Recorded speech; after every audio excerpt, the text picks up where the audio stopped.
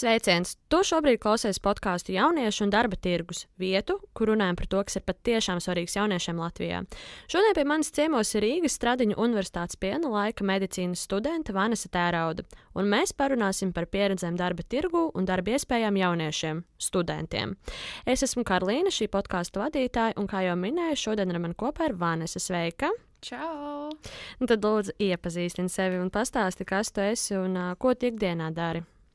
Tā, kā jau Karolīna iepriekš minēja, esmu Vanesa, studēju Rīgas Stradiņu Universitātē māksliniecības. Esmu 2. kursa 2. semestra studente, tūlīt jau būs 3. kurs.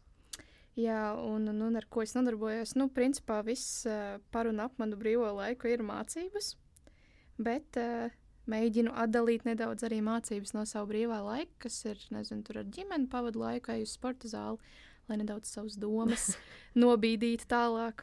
Jā. Pat arī šobrīd strādā? Jā, strādāju. Un kā tu to organizē savu dienu, ja tu vēl strādā un mācies vienlaikus? Ļoti grūti tas ir, bet es sāku tikai nesen. Tieši tikai un vienīgi par sestdienām. Par ko tu strādā? Strādāju par auklīti. Auklēju mazu bērnu, kas ir arī mana vājība. Jā, strādāju tikai par sestdienām, tāpēc, kad nav iespējams apvienot darba dienas kopā ar pilnu laiku studijām. Un kā tu jūties kā medicīnas studente par domu vispār strādāt vēl studiju laikā? Sākotnēji man likās, ka pabeidzu vidusskolu, likās tagad tieši studēt medicīnu, un man bija tāds, super, varēšu beidzot strādāt, tur atsevišķi dzīvot un pelnīt naudu. Un tad es nonācu realitātē, un es sapratu, ka tas ir iespējams, bet grūti. Ļoti grūti. Jā. Es arī pati, kad man palika 18, man bija tāds, man būs mašīna, man būs māja, man būs viss, strādāšu. Bet tad, kad tā realitāte pienāca, tad īstenībā nav tik vienkārši apvienot visu. Bet, kā tas arī ļoti atkarīgs no paša cilvēka, cik ļoti tu kā students pieeji mācībām. Ja tu ej pavirši un tev pirmajā vietā nav studijas, bet gan darbs, tad loģiski, ka darbs būs pirmajā vietā, studijas būs 2. vietā, un tad tas arī viss. Bet kā tad visu ielikt pirmajā vietā vai visu ielikt 2. vietā? Es uzskatu, ka šajā gadījumā studijas ir jāieliek pirmajā vietā un viss pārējais ir 2. vietā. Un kā tev pašai liekas, cik aktuāli ir šī problēma jauniešiem ar darba tirgu, vispār darbu Latvijā? Tā ir ļoti aktuāla problēma, teiksim tā, mūsdienās jauniešiem apvienot vispār kaut vai ar to pašu vidusskolu, bet ja mēs runājam par studijām, tad ar studiju darbu. Un kā tu vispār vidusskolā bija? Arī strādāji? Es arī strādāju par auklīti, bet vidusskolā kaut kā, tīpaši, kad tu vēl nebija pilngadība, tad tu vairāk mācies, tu padari neko bez mazvai. Jā, tad arī darbs nebija tik aktuāls līdz tiem 18, līdz brīdim, kad palika 18, tad jau tu saproti, ka tu gribi dzīvot atsevišķi, tev ir plāni, tev ir mērķi, un tad tu nonāc šādā vidē, un tas varbūt, kad viss iet ne pa plānam. Bet tik interesanti, ka vidusskolā es arī strādāju, un tā kā, ne katru dienu, bet, bieži nedēļā strādāju, un vēl uz zāli gāju, un visu varēju ļoti apvienot. Tagad kaut kā, es nezinu, bet universitātes laikā, nav iespējams, pat tā sporta zāle paliek jau tādā 3. vietā. Es nevaru saprast, kas mainījies, bet es kā zinu, kas ir mainījies. Tā ļoti interesanti, ka prioritātes savas. Arī, jā. Kā tu vispār jūties, mācoties pilna laika medicīnas studijas un vēl strādājot? Tev ir pilna slodze vai pusslodze? Man sanāk pusslodze, bet es nedaudz korektizēšu. Nevis es skaitos, ka es mācos medicīnu, bet es esmu sporta un zinātņu veselības fakultāte. Kaut kas tāds, es pat īsti nezinu pilno nosaukumu. Bet, es strādāju pusslodzi, jo, par cik mana prioritāte ir mācības, un es gribu tās kvalitatīvi izpildīt, iemācīties, tad pilna slodze noteikti manā gadījumā nav reāla, jo, ja es ņemu pilnu slodzi, tas nozīmē, ka es ņemu ar visām naktsmaiņām slimnīcā strādājot, un tad, es pati saprotu, ka es mācībās būšu riktīgi nokritusies uz leju, un man pašai būs ļoti grūti. Tas varbūt arī ir, reāli, bet, tad atkal darbs būs 1. vietā, mācības būs 2. vietā. Un arī ar to pašu pusslodzi ir sarežģīti, bet, ja par cik manā gadījumā man ir darbs ar bērnu, tad, un man ir ļoti forši paveicies ar tiem pašiem vecākiem visu to, kad viņi pielāgojas man, es pielāgojos viņiem, tad man nav problēmas to apvienot. Bet tev sanāk arī tā praksa ir, un tu arī viņā strādā. Jā, nu mums ir kā praksa, bet mums par to nemaksā. Mēs ejam bezmaksas praksi, tā var to teikt. Un kādus darbus tu vispār uzskatīji par piemērotiem studentiem? Tas ir ļoti labs jautājums. Nu, patiesībā, jebkurš darbs, kuru tu vari apvienot ar mācībām, kuram ir tiešām elastīgs tas darba grafiks, nu, ka tu vari paspēt gan to, tas jau ir labi. Bet man liekas, ka ļoti aktuāli ir jauniešiem strādāt tādās nepārāk nopietnās vietās, kā piemēram tie paši, nezinu, tajos visos kofīšopos, kofeīnos, visur tur strādā, vai kaut kādos tirzniecības veikalos. Un man liekas, ka tas arī ir ļoti laba alternatīva. Kā tev liekas, universitāte arī atbalsta studentu nodarbinātību, pieņemsim, piedāvā šīs prakses, sadarbības, tavā gadījumā ar ārstniecības iestādēm? Jā, nu konkrēti, par cik es studēju Rīgas Tradiņu universitātē, tad RSU noteikti piedāvā. Viņi piedāvā gan labas prakses vietas, gan arī, ja tu tiec, nu to gan laikam nepiedāvā universitāte, to piedāvā paši tie darbinieki, kas tur strādā, bet tu aizēji uz to praksi, tu parādi sevi, tu visticamāk no labās puses, un viņi redz tevī to, ka tu vēlējies to darīt, tev patīk, tev padodās, un viņi arī piedāvā darbu tā kā palikt uz vietas, strādāt tur. Nu, tad jau tur sīkāk, cik ko kā. Bet tā kā tur visi tiek vai kaut kāda daļiņa? Nē, nu, tu domā tā kā uz prakses vietu vai kādā? Tālāk strādāt arī? Nu, nē, tas ir kā... Izredzētajiem? Jā. Un tu arī tā kā ceri? Man jau ir piedāvājums. Oh. Tā kā es laikam būšu tā izredzētā. Nu, tas arī ir tāds jautājums, cik tu labi, jā, tiešām sev parādi, tāpēc, kad par cik mēs esam, nu, mēs neesam baigi svaigie gurķi, bet mums arī nav tā pieredze bijusi.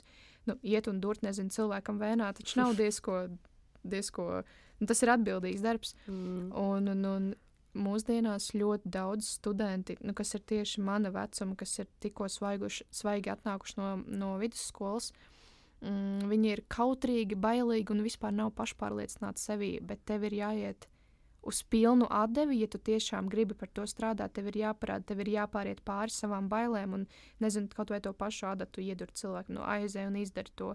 Viņi saprot to, ka tu mācies daudz, nu, protams, tas arī atkarīgs no pašiem pacientiem, bet ir ļoti tādi, kas nāk pretī un viņi saprot un viņi, nu, vismaz vai cieši, jā, bet viņi saprot to, ka tas viss nāk tikai par labu un jā. Ir arī daudz tā kā studenti nobijušies?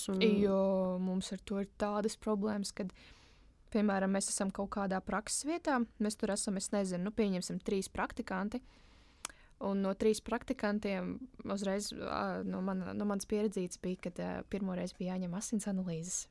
Un tas ir tāds atbildīgs darbs. Un es arī biju nobijusies, un man bija tāds, tā kā, lai iet tā otra meitene, jo viņa vēl nav darījusi vairākas lietas. Nu, es arī, nobijos, teikšu godīgi. Un tad tā prakses vadītāja, viņa sagatavo visu.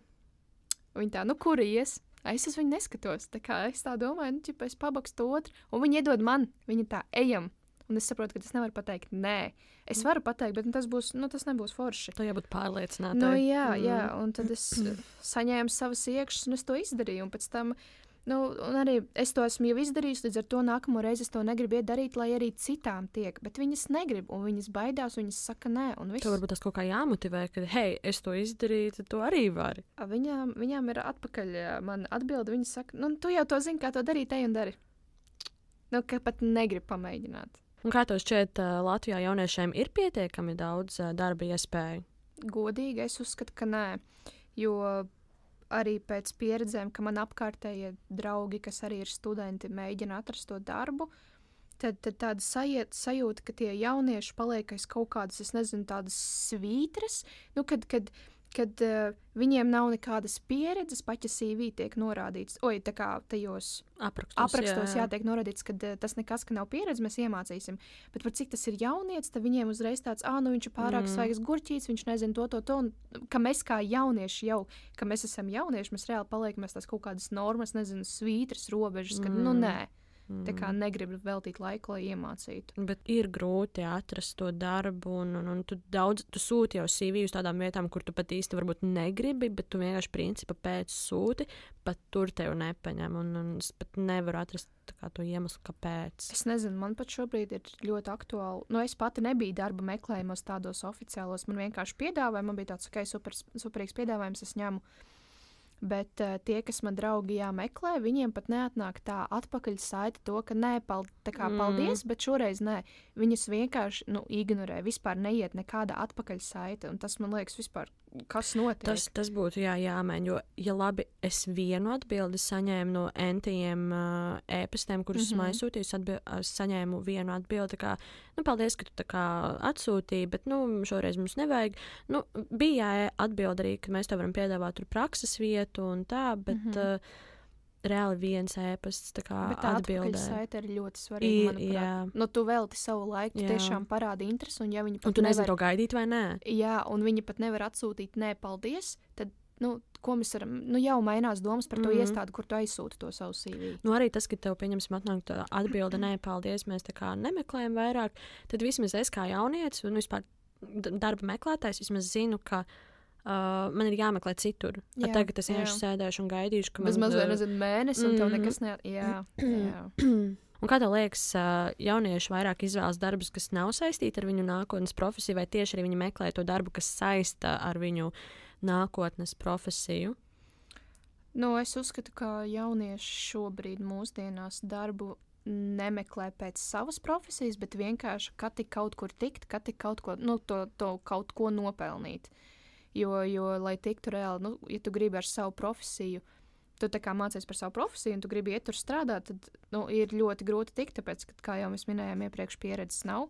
Un ļoti daudzas vadības iestādes ir skeptiskas uz tādām lietām, un es uzskatu, ka šobrīd jaunieši meklē, kā tik kaut kur tikt, kaut ko.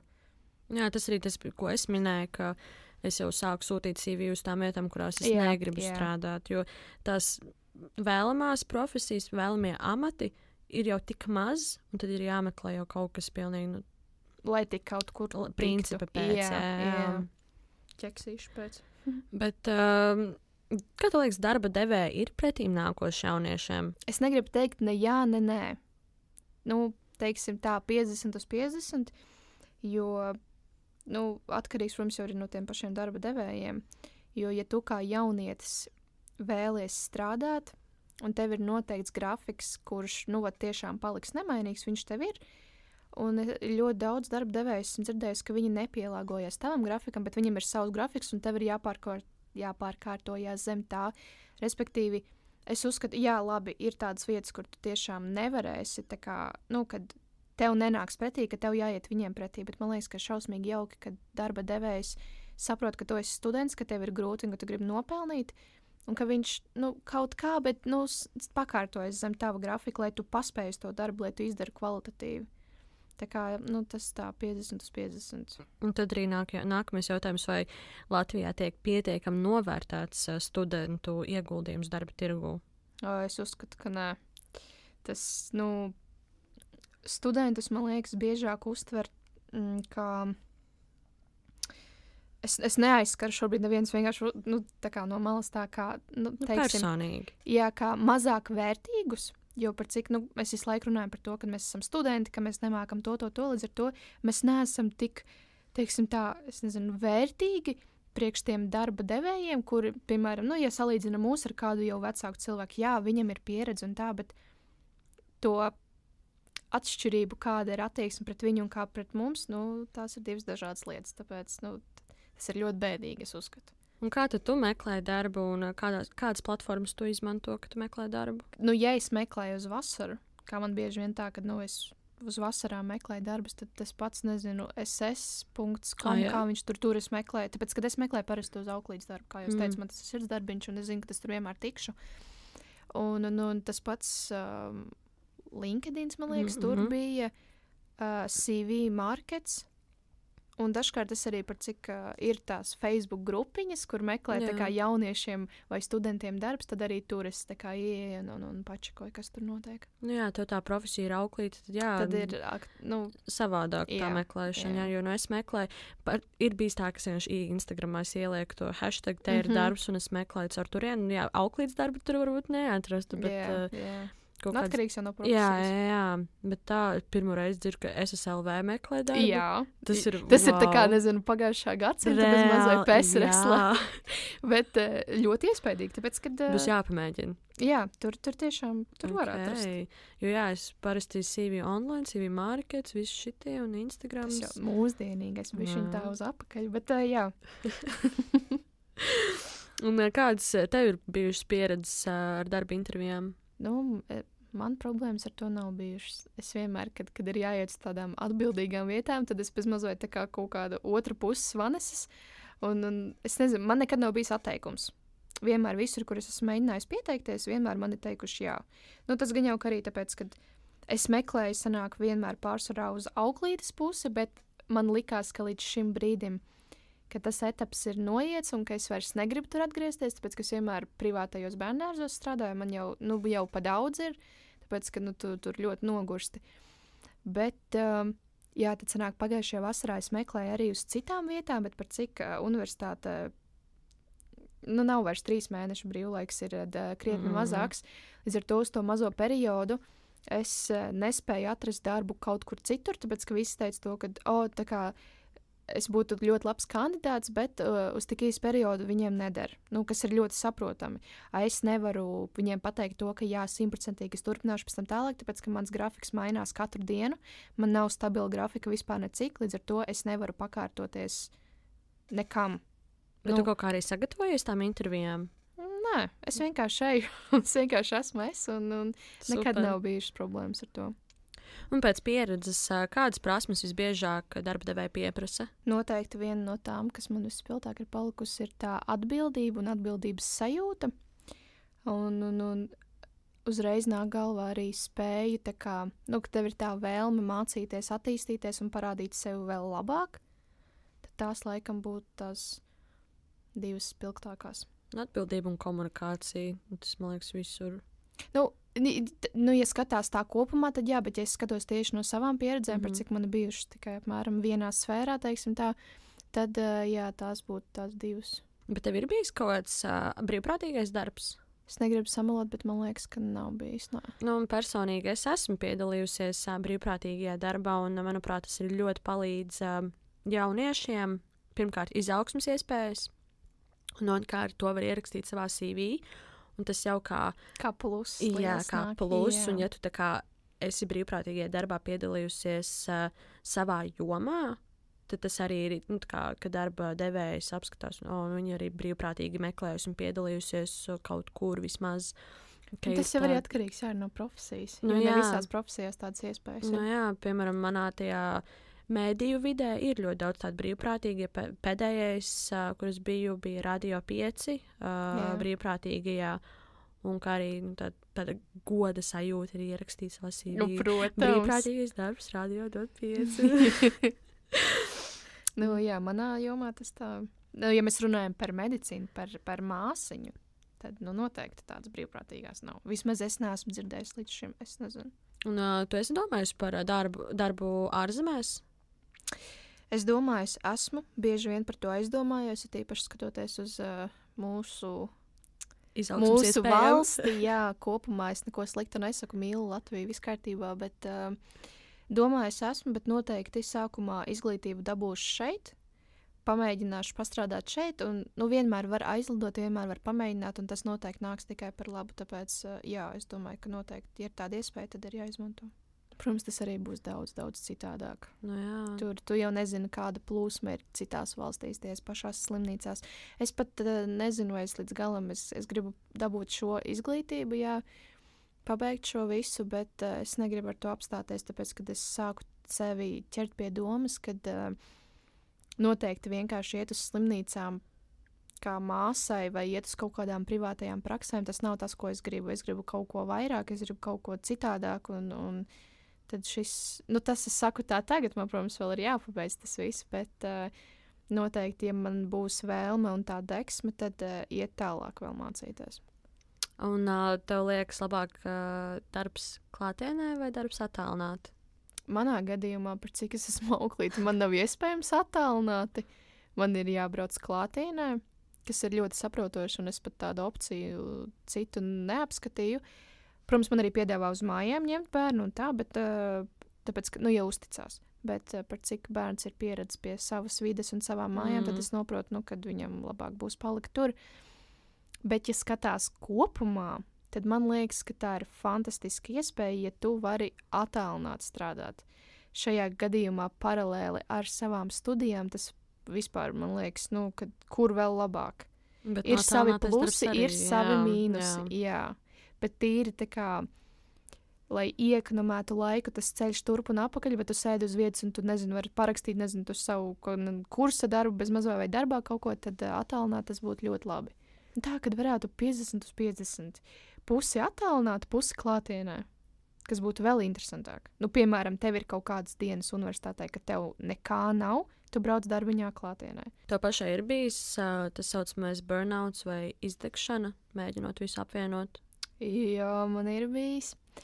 Vispilgtāk atceros, tieši studiju laikā man parādījās pirmais tāds brīdis, tad, kad bija pirmā sesija. Tas bija pirmais kurs, pirmās sesijas laiks, kad viss iekšā vienkārši uzkrājās un kad viss ir par daudz, ka tev ir eksāmeni, tev ir darbi, tev deadlines tūlīt viss un paralēli prakse ir.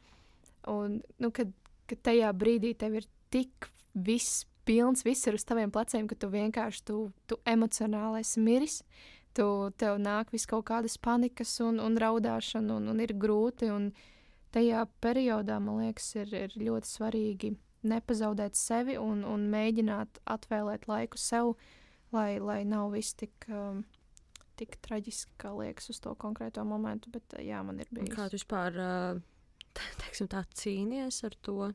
Ko tu dari tādās situācijās? Es parasti, ja ir iespējams kaut vai tie paši, kā vienmēr jau stresu uzdzen tie kaut kādi entie darbi, ko uzdod, tad man ir tāda, es uzskatu, ļoti laba īpašība, kad man vajag tagad, tūlīt un uzreiz. Tā ir laba? Daudz pieņem, ka tā ir slikta. Man arī tā ir, un man ļoti daudz saka, ka tā ir ļoti slikta īpašība, ka tev vajag tagad un uzreiz. Nē, es uzskatu, ka tā ir ļoti laba, tāpēc, ka tu, piemēram, šajā gadījumā par kaut kādiem darbiem, kas tev ir jāiesniedz universitātē, tu atbrauc, uz mājām no lekcijām, tu apsēdies, tu izpildi un viss, un tu vari aizmirst par to darbu, jo pēc tam nāk vēl entie klāt. Es uzskatu, ka tā ir ļoti laba īpašība. Vismaz man ar to ir ļoti vienkārši, ka man vajag tagad, es to tagad tūlīt izdaru, visas aizmirst, es par to vairs nedomāju. Man nāk klāt jauna lieta, es ņemu rakstu Man jaunu. arī tā ir, bet dažreiz ir, tas man liekas nedaudz par daudz, ka es atbraucu no universitātes mājās, un man vēl jāturpina sēdēt pie tā datora un vēl jāraksta, un tad tajā momentā sākas tas tā, es neteiktu tā izdegšana, bet tas nogrums, tā negribēšana kaut ko darīt, jo tu visu dienu es to darīšu, un tu līdz vakaram vēl raksti. Es nezinu, man tā nav, jo es esmu nogurusi, pēc lekcijām un nodarbībām. Es atbraucu uz mājām, tur izdara visas savas lietiņas, tad tur bišķiņi ievelc to elpu, un tad tu apsēdies, un tu saproti to, ka tu to izdarīsi tagad, un viss, un tu pēc tam tev tas nebūs jādara. Es nezinu, man tā kaut kā, ja man to vajag, es to izdaru viss. Tu laicīgi. Es arī, piemēram, visu darbus ļoti laicīgi sāku darīt. Es nevaru, ja es nesāku darīt laicīgi, man psihija paraujas to, ka bet arī ir baigi labi visu sākt laicīgi, jo... Kaut vai iesāc. Jā, jo tā kā tev ir tad lielāks laiks to darīt. Jā. Tad, kad tu sāc pēdējā brīdī to darīt, tad tev ir īsāks... Tev ir panika. Jā, tev ir īsāks pirmkārt panika, un tev ir īsāks laika periods pabeigt viņu. Ja tu sāc, mēnesi, 2 ātrāk kaut kādu, kaut vai šo radošo darbu, tad tev ir ilgāks laiks pie tā piestrādāt, labot un... Kvalitatīvāk arī sanāk uzrakstīt viņu. Jā. Es piekrītu tam. Tā ka es noteikti iesaku visiem laicīgi sākt tas ir ļoti viegli teikt, un es zinu, ka ir ļoti grūti saņemties, bet vienreiz pamēģinās, tu sajutīsi to labo sajūtu iekšā sevi. Ka tu arī vari, ja tev ir ātrāk pabeigts darbs, tu viņu vari ātrāk iesniegt, un tad tu visu tu vienkārši nedomā par viņu. Un tev pat varbūt parādās tas pats kaut kāds brīvais laiciņš, kad citi sēž un sūdzās, kad ārā, ir saulīte, kā šajā gadījumā. un viņiem ir jāsēž un jāraksta tāds, es jau esmu iet ārā. Tad turpinot par atbalstu un darba tirgu, kādu atbalstu vēlētos no universitātes vai pat darba devēja saņemt? Nu, no darba devēja noteikti to pretīm nākšanu tieši par un ap grafiku. Nu, tā kā, lai mums saskan mūsu viedokļi par to, kā labāk samanedžēt, un lai viņš nāk pretī ar to visu, ka jā, viņš tā kā var pielāgoties arī nedaudz man. Un no universitātes manā gadījumā arī par to pašu grafiku, lai tas ir stabils, lai tas nemainās. Jā, varbūt kaut kādi ASAP gadījumi, kad tur kaut kas, neplānots notiek, vai tur kaut ko pārcelt vai kaut ko tādu, bet manā gadījumā man vispār nav stabila grafika, man viņš mainās, viņš var mainīties katru sekundi, katru brīdi. To pēkšņi izmaiņas kaut kāds var? Jā, tā kā mums pat nepaziņo, vienkārši parādās random lekcija un random nodarbība. Līdz ar to man vispār nav stabila grafika, un man vienkārši bez mazliet ir jāsēž, jāmācās, jāčko līdzi, un labi, tur ir tas, tā kā vienkārši dzīvo pēc kaut kā negaidīt, ka tūlīt kaut kas pamainīsies, un tāpēc tādā ziņā man ar to ir ļoti grūti, un es vēl aizvien nevaru pie tā pierast. Un vai tu domā, students var arī kvalitīvi strādāt un kvalitīvi mācīties vienlaikus? Tīri teorētiski jā, kāpēc nē, bet praksē tas ir ļoti nogurdinoši, un realitātē tas ļoti reti, ka tā ir.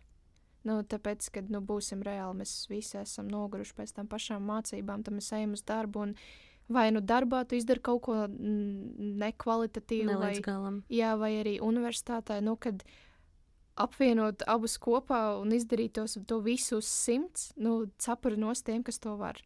Bet es uzskatu, ka realitātē tas tā ļoti reti, kad ir sastopams. Un kāds tad ir tavs lielākais izaicinājums apvienojot darbu un savu ikdienu?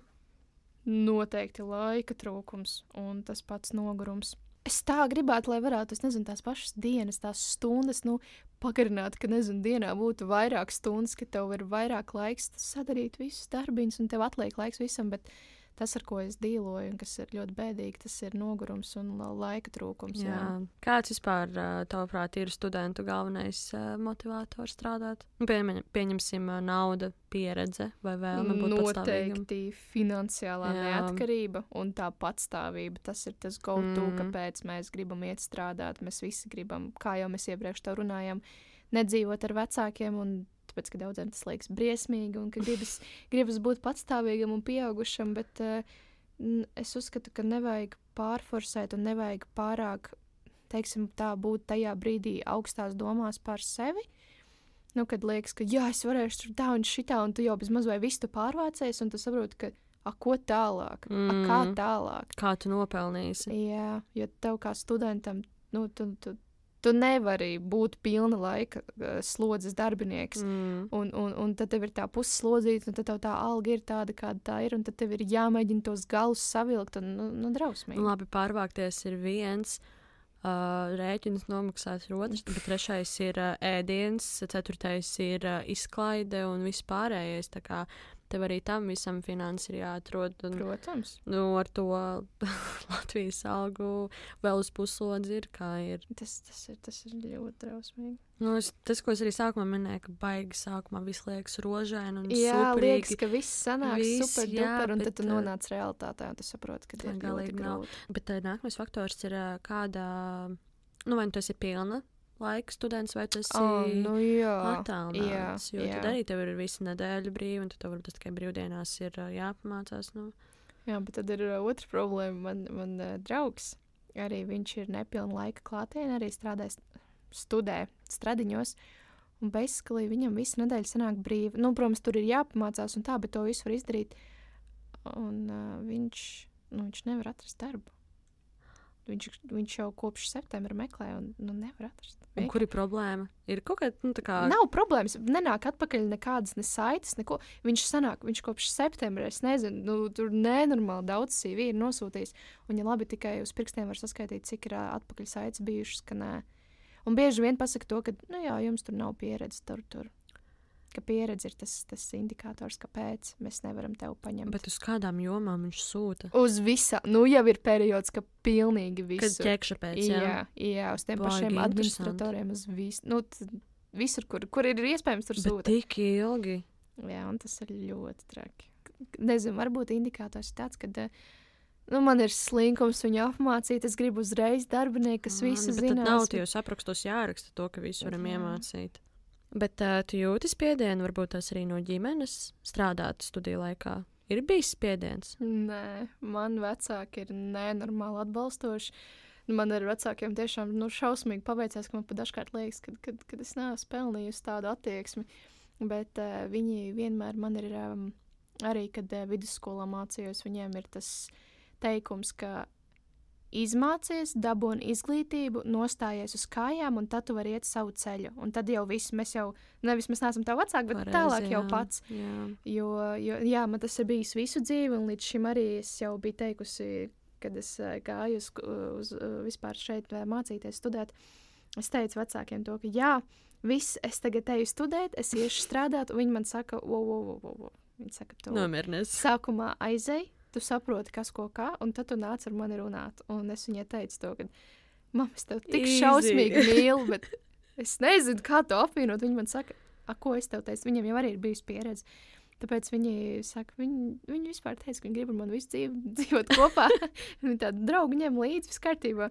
Bet jā, to, ka sākumā nostājos uz kājām, izmācies, un tad, kad tev ir tā izglītība, tad tu vari iet tālāk darīties. Tas, man liekas, ir ļoti svarīgi. Nedzen viņu projām. Jā, protams. Tas ir ļoti svarīgi arī, tā kā ne tikai tas darba devēja atbalsts, ne tikai universitātes, bet ir vecāku ļoti atbalsts, svarīgi ir vecāku atbalsts. Jā, bet tas arī tā ir ļoti aktuāla problēma, tāpēc, ka zinu, ka ļoti daudziem jauniešiem ar vecākiem nav labs. Tas saistās kopā ļoti. Jā. Man nav par ko sūdzēties. Bet kā tu plāno savu budžetu, esot studenta? Man patika tērēties, līdz es kļuvu pilngadīga. Tad man ļoti patika shopping, man ļoti patika tērēt naudu pa labi, pa kreisi.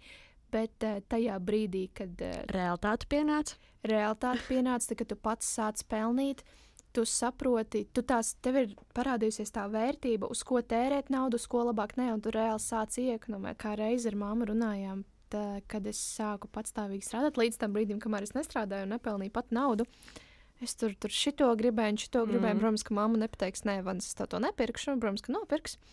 Visu ļoti mīlu mammu, paldies mammai.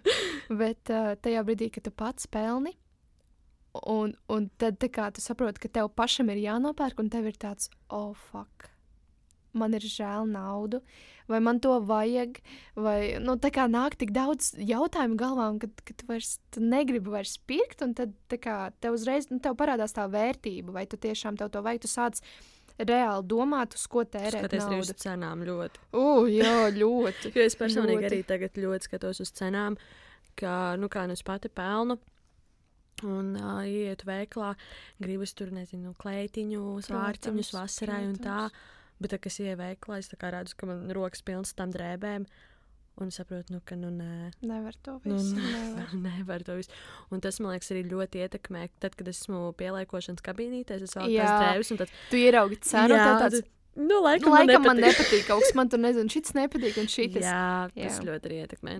Es ļoti arī skatos šobrīd uz tām cenām, tik līdz esmu sākus pati tā pelnīt.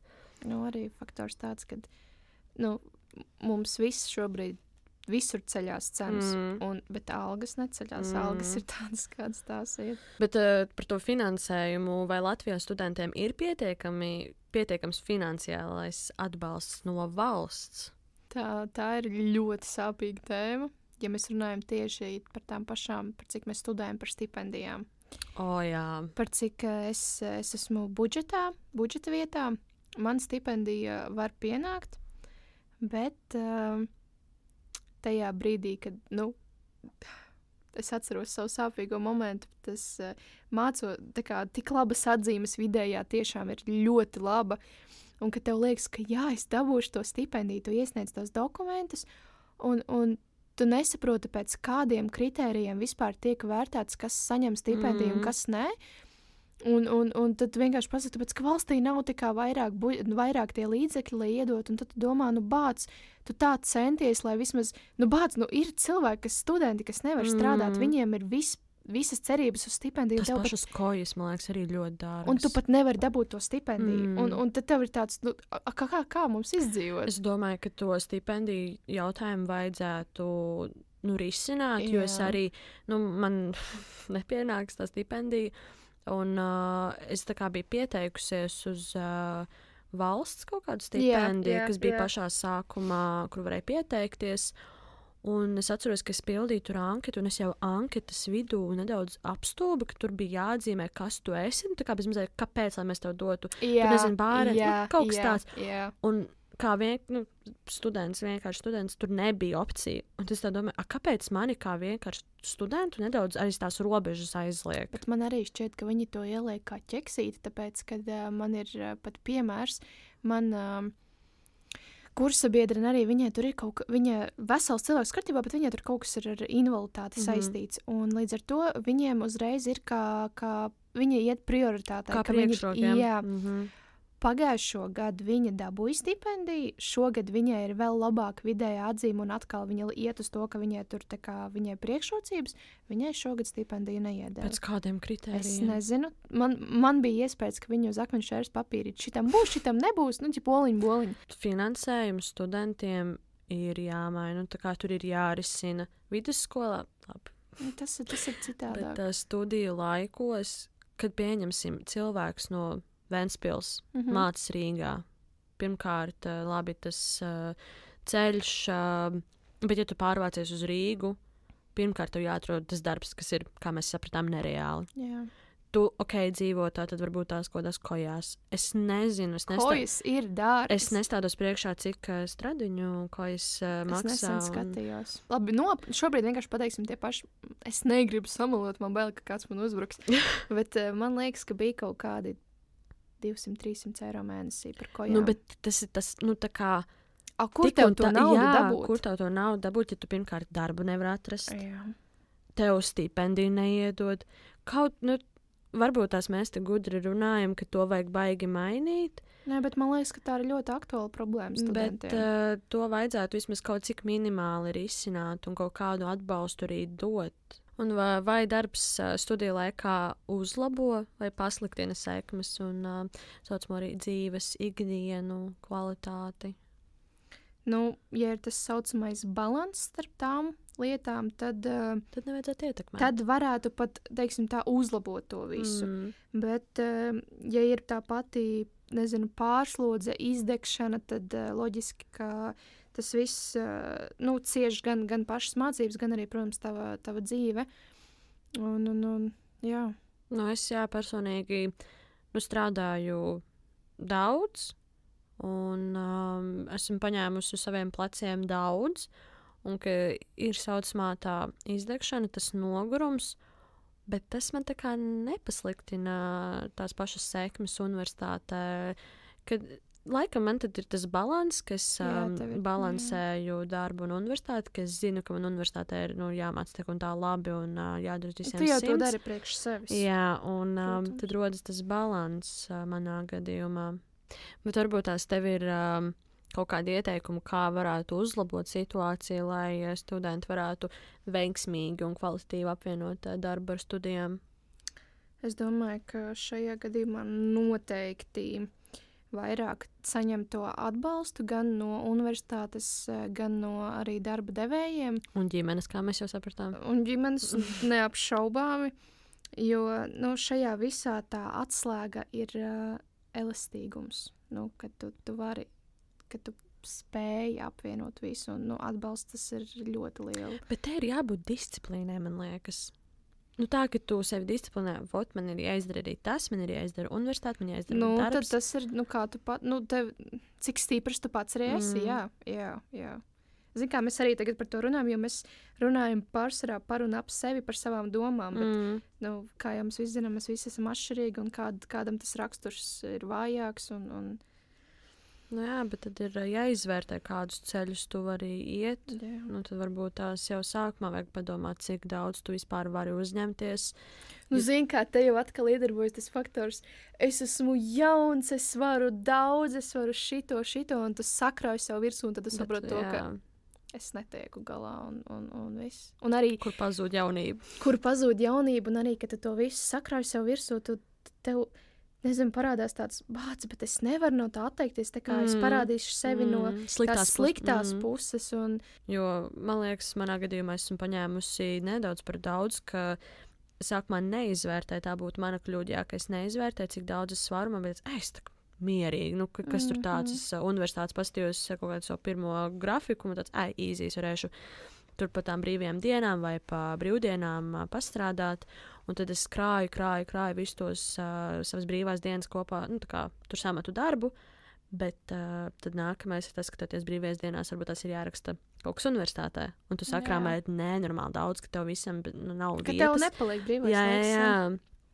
Un sākumā tad ir jāizvērtē, cik daudz tu vari, un tad tu sevi disciplinē uz tiem darbiem, ka tu zini, ka tev ir jāizdara universitāte, tu zini, ka tev ir jāizdara mācības, tu zini, ka tev ir jāizdara darbs līdz kaut kādam konkrētam laikam, un tu arī to dari. Nevis tu paņem čupu, un tagad, nezinu, marinē. Ar kuru galu sākt. Jā, ar kuru galu sākt, un tu marinē nenormāli ilgi, un tad vienkārši tev tas viss kāpj. Un vai tu uzskati, ka nestrādājošie studenti ir slinkāki? Tie, kas strādā? Noteikti nē.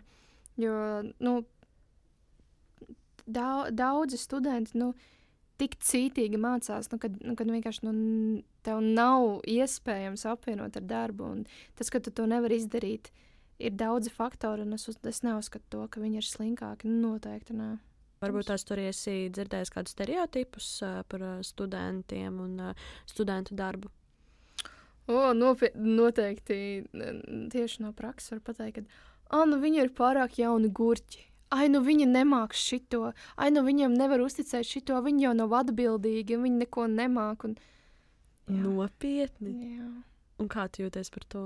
Protams, ka ir bēdīgi. Protams, no vienas puses es viņus saprotu un piekrītu tādā ziņā, ka mēs esam jauni un ka mēs neesam tik pārliecināti par to, ko mēs darām. Bet tur jau tā lieta vienmēr tiek aizmirsts tas, kad arī jūs bijāt tā kā mēs. Jā. Arī jūs tam visam gājāt cauri. Un kā tu vari gribēt iet, nezinu, uz to pašu manā gadījumā praksi, parādīt sevi, ja pret tevi nāk ar tādu attieksmi, ka tu esi tāda, tu esi šitāda, un uz tevi skatās ar šķību aci. Bāc, tas nav tas forši. Tas, man liekas, uzreiz tevi demotivē. Jā, un tu negribi iet, un tu celies, ir tev tāds... Bāc, atkal man uz turieni ir jābrauc, es tik ļoti negribu. Tu skaties katru stundu pulkstenī, kad viņš tik lēni tikšķinās. Dodiet to iespēju. Kā mēs varam sevi pierādīt, ja jūs neļaujat to izdarīt? Labi, nesanāks man, bet es mācos. Man liekas, ļoti daudz, kur skan tas, kā es varu dabūt iespēju, ja man pieredzi, ja man nedod, bet tas ir ļoti iespēja pierādīt. Šis teikums ir ļoti aktuāls šobrīd ļoti daudz, kur esmu arī pat TikTokā, man liekas, šito redzējusi un dzirdējusi par to runā. Un kā tev liekas, kādas varbūt biežākais kļūdas, ko jaunieši pieļauj darba meklējumus, varbūt arī personīgi kādas kļūdas tas ir pieļāvusi? Jaunieši ļoti ātri cer atrast darbu, respektīvi tā kā uzreiz nosūta CV un to vienu un viss un gaida. Tā kā, kad es nosūtu tikai to vienu CV, man liekas, man uzreiz es uz viņu dabūšu, tagad vienkārši sēžu un gaidu, kad man tā atbilde atnāks. Bet, realitātē, ir jābūt pacietīgam un ir jāsaprot, ka mūsdienās ar vienu CV nosūtīšanu, man liekas, ka uz pirkstiem var saskaitīt, cik reizes tā ir, ka tev paņem jau ar pirmo. Sanāk vienkārši uzreiz vairākām jāsūta. Jā. Tu labāk aizsūti vairākām, tev pasauc uz tām vairākām intervijām, kaut kur tev... Tur ir viss izvērtēti. Tev ir A un B plāns mazums. Bet ja tev būtu jāiesaka viena lieta topošiem studentiem, kas vēlas vēl paralēli strādāt, kas tas būtu? Novērtējiet to savu laiku, to sauc, kapacitāti tādā ziņā, kad saproti savu laiku, cik tev ir laiks, izplāno viņu, un tad tu vari saprast, vai tu vari ņemt pilna laika vai nepilna laika darbiņu. Vai vispār vari, un nevajag sadomāties to, ka es tagad pat taisno iešu strādāt, man viss izdosies. Loģiski, ka neizdosies visu uzreiz, un ar to tas ir tas, no kā mēs mācāmies, un nevajag apstāties. Es varbūt arī ieteiktu izvērtēt, kādu darbu tu ņem, vai tu ņem pieņemsim to pašu kaut kādu finanšu darbu, Jā. vai arī tu vari izvēlēties kaut ko mierīgāku, kur nav tas darbs nenormāli apjomīgs. Jā. Es nevaru nosaukt, bet kaut kādi mierīgāki. Auklīdz darbs. Tā kā Jā. viņš ir salīdzinoši daudz mierīgāks nekā kaut kāds finanšu darbs. Izvērtēt Tu vienkārši varbūt nedaudz mazāk domā. Tu nedomā visu laiku par skaitļiem vai cipariem vai kaut ko tādu.